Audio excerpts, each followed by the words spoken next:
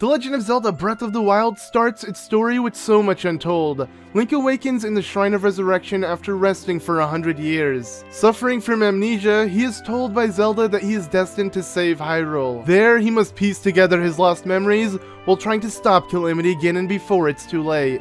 This is a clever way for the player to learn Link's past along with him, but very little is shown in the memories Link uncovers. Each memory is right before or right after the events of the Great Calamity 100 years ago. So what about Link's actual past? What got him here in the first place? How did Link rise to become chosen by the Master Sword? Why was he Princess Zelda's appointed knight? All of these questions aren't answered in the game.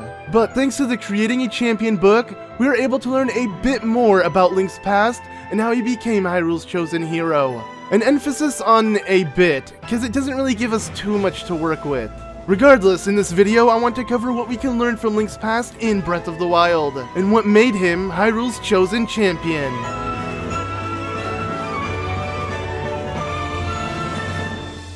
In terms of Link's family, there are no records of Link's origin. It is thought that Link's hometown may have been in Hayteno Village, as he rose from being a country knight to the ranks of a champion and Princess Zelda's personal bodyguard. And with him having no correlation to the royal family, it sure surprised many. But Link sure has proven his worth for this position. Being born into a line of knights, Link was skilled with his blade and bow, while also being an accomplished rider. And with the story of how Link obtained the Master Sword being lost through the mists of time, it is said that he most likely obtained the blade while he was around 12 or 13 years old, years before becoming Hyrule's champion. So Link's destiny was revealed to him at a young age, as their Master Sword chooses its owner. And with the Master Sword being hidden from normal man, Link finding and obtaining the blade sure leaves a lot of unanswered questions, as pulling the Master Sword from its pedestal requires unparalleled character and physical strength.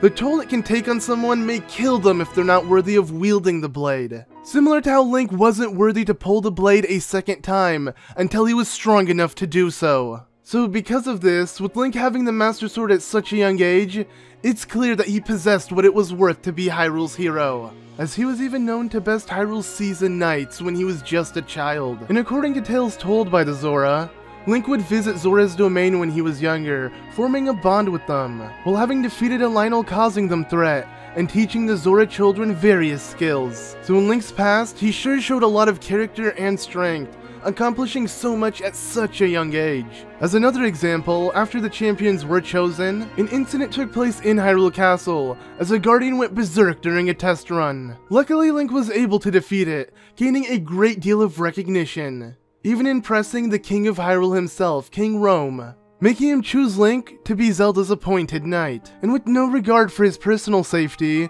Link loyally accepts his duty to protect Princess Zelda with his life. During this time, the events leading to the Great Calamity took place, with Zelda searching for her power to prepare for what could arise. But before tragedy struck Hyrule, the champions of each divine beast had their own impressions of Link, as he was ranked among their greatness at such a young age. Revali, the Reader Warrior, was so confident in his skills, he was certain he was the real key to defeating Calamity Ganon. It really upset him knowing that he acted as a support role to Link. He really felt like he was much greater than that. Yet the dude was killed off so quickly. It's really hard to feel bad for him. For being that cocky, he really stood no chance. Link was truly their best option. But even Link almost fatally falls from the Great Calamity. Yet with him being Hyrule's chosen one, his fate wouldn't end that easily. The remaining champions, however, all had a level of respect for Link, with Daruk growing fond of Link, with them both sharing great strength and gluttony. Though the one champion Link was close with before being chosen was Mipha.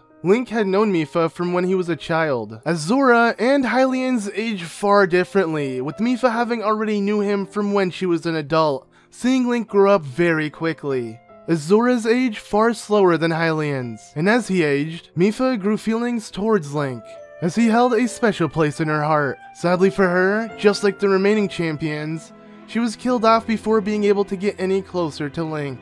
The only connection that still remains with Link is with Zelda. With him being her appointed knight, he accompanied her as she set out to seek her own destiny. While Zelda wasn't fond of Link at first, seeing Link determined to fulfill his duty to guard her life, she grew closer to Link, as Link had risked everything in him to protect Zelda. with it sadly leading to his tragic fate caused during the Great Calamity. And with Link having risked it all, Zelda's true powers finally awaken. Sadly, it was too late for Link. With his fatal wounds, Hyrule's only chance was to have him rest in the Shrine of Resurrection for 100 years. This causing Zelda to hold off Ganon until Link reawakens to fulfill his destiny. And with Link having endured so much, awakening anew 100 years after was probably the best thing for him. With no recollection of who he once was, letting him ease into his past, learning about all the tragedies that struck, as he had dedicated his whole life from when he was a child to becoming a knight, and now reawakening in a new age, with everyone he once knew gone, as they may already be dead. Not including Impa or Purah though. I understand how Purah is still alive, but Impa, I mean, goddamn, how?